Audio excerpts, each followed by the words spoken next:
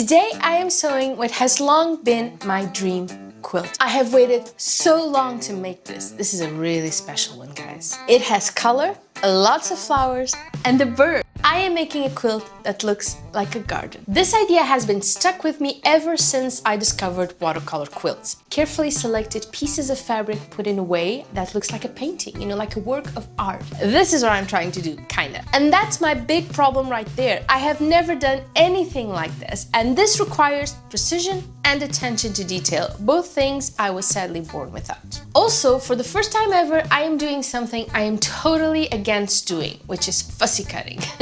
I am cutting out all the teeny tiny perfect details from my fabrics to make this even more special. But hey, this beautiful quilt deserves it, so I am doing it, and it will be totally worth it. Let's take a look at our fabrics. I think I have enough flower fabrics here, we will have to see. Also need some greens because, you know, a garden has some green leaves. I got these in the mail from you know who, and I think they have flowers on them. These are definitely enough.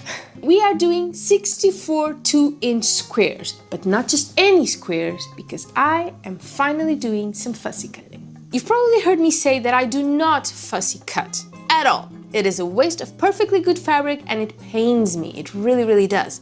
But for our watercolor quilt today, we are creating a garden. And a garden, it needs lots and lots of flowers, right? So there's really no point in just cutting random squares. We need to catch those flowers and bring them in.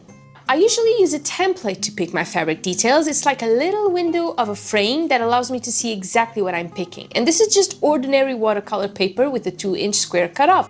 So let's take these flowery fabrics and start cutting. Most of these are flowers, but I also need whites and pale blues for the sky and a little bit of greens. Now, this is a scissor kind of cutting, okay? It is too detailed to use a rotary cutter, at least for me, but just do what makes more sense for you.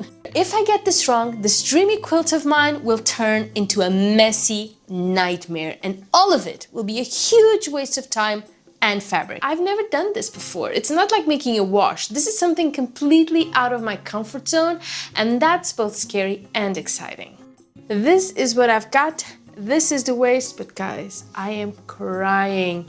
I have chopped up all my favorite fabrics. They look like they have been absolutely torn apart by a rabbit, a pack of dogs. This wasn't my dream quilt. I would never have done it. I have maimed all these fabrics to get this.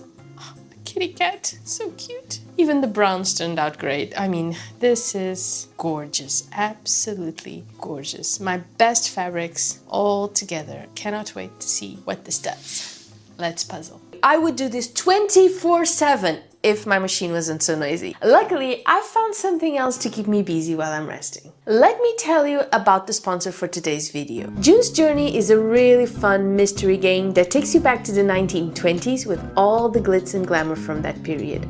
June has to solve her sister's murder, and we tag along to help her find the clues hidden in these amazing, colorful scenes that makes you feel like you're actually there. This game is now my #1 go-to pastime. I play it mostly at night. It is very relaxing and the story is so engaging. It's super easy to play, but not boring easy. You know, you need to find all those hidden objects and clues, but the time is ticking. I gotta say, it gets intense sometimes. It's a lot of fun without having to think too much, and I always go to bed in the greatest mood thanks to June's Journey. And I love the 1920s looks. It's very realistic. Also, you get to decorate your own islands. I love these kinds of games where you can build your own places. I am having a blast with this game. It is the best hidden object game ever, and it is so easy to level up too.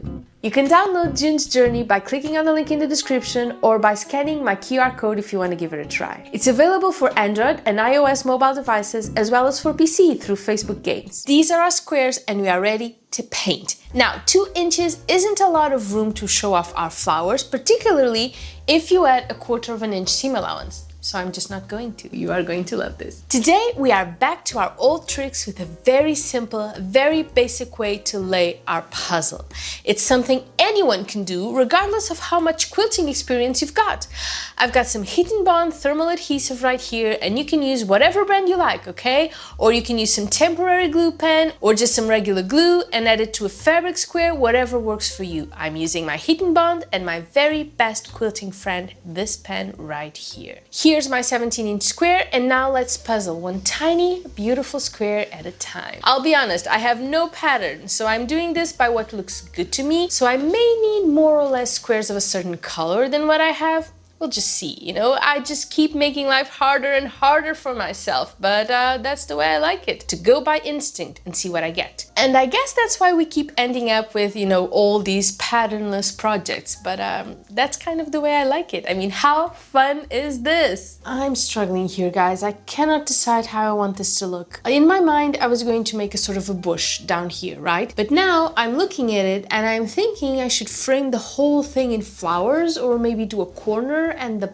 bottom. What do you think? I don't want to overwhelm the whole thing, but when is it too much? I'm not really sure. You know, ever since I made my first watercolor quilt, you know, the tiny one, have you seen it? The underwater scene? I mean, I was immediately ready to make another one, a more complex version. Watercolor quilts are so much fun to make, but I couldn't make up my mind about which pattern. You know, initially I thought cats, because, you know, of course cats. Cats are always the best idea. Look at this quilt, so beautiful. I do hope the cat doesn't eat the bird. So yeah, a cat watercolor quilt is definitely on my to-do list. Then just the other day, I was walking the dogs in a nearby garden and I just saw this cute little bird, you know, chirping away on a branch surrounded by flowers, and I knew it. I knew this was my next watercolor quilt. It had to be. So yeah, this has been a long time coming, so my expectations are really, really high. This is what I'm trying to create with my own little version. It starts with a really, really dark fabrics and then it lightens. It's a sort of a wash. You can make this in several ways. You can, you know, use the bottom, you can make like the sides like this one, you can make a whole frame around it. For me, the best way is to just keep going, and I can always remove the squares if I'm not happy with them. This is how you quilt the easy way. And there you go. Okay, there's a little bit more to it, but that's it in a nutshell. The only rule you really, really need to try and follow here is the squares need to be stacked up against each other, okay? No white, no space, no anything. And the good thing about using this pen, instead of just pressing and adhering the fabric directly onto the heat and bond, is I can remove them as often and as many times as I want it. For this kind of project, that's really, really important. We want to be able to remove and twist them around as many times as we want. Gorgeous, absolutely gorgeous.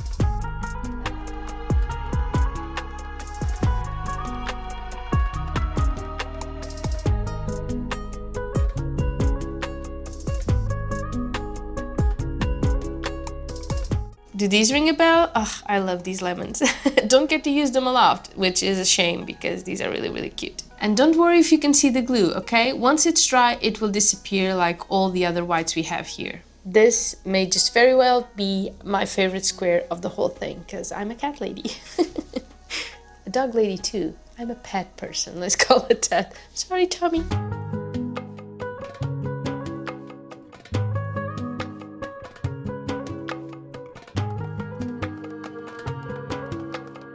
As it turns out, I have two little squares to make a proper wash. So here's what I'm doing. I am turning my fabrics inside out so they will be lighter and closer to the white that I want to reach. And just like that, we have our wash. I am absolutely blown away by how gorgeous this is. This has exceeded any expectation I might have had. I think I am ready to press. Now, we need to press, not iron, because we do not want these moving around. Tell me, are you hungry? Because it's time to make a sandwich, our quilt sandwich. Remember, we want our batting to be ½ an inch larger than the top and our backing fabric to be 1.5 inches larger than the batting. And then we need to center all of this before we press the adhesive into the batting.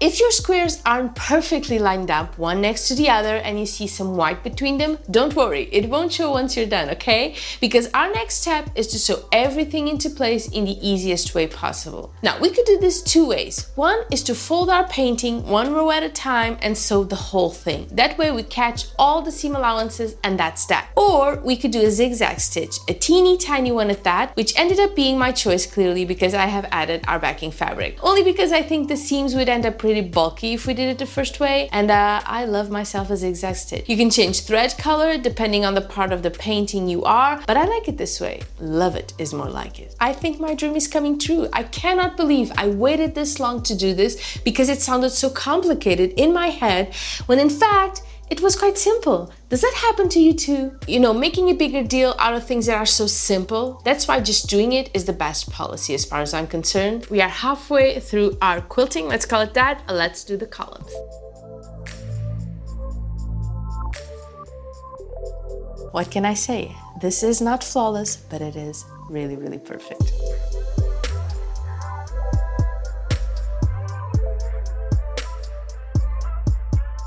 We are ready to add our bird. What I want is a very simple bird silhouette on a branch. That's it. And I'm going to try and draw it.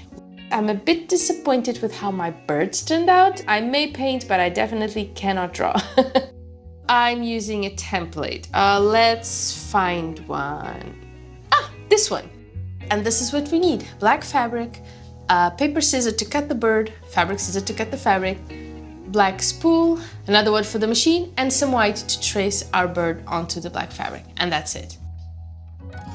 And here we have it. This is the perfect place for it. And now I am sewing it with black thread.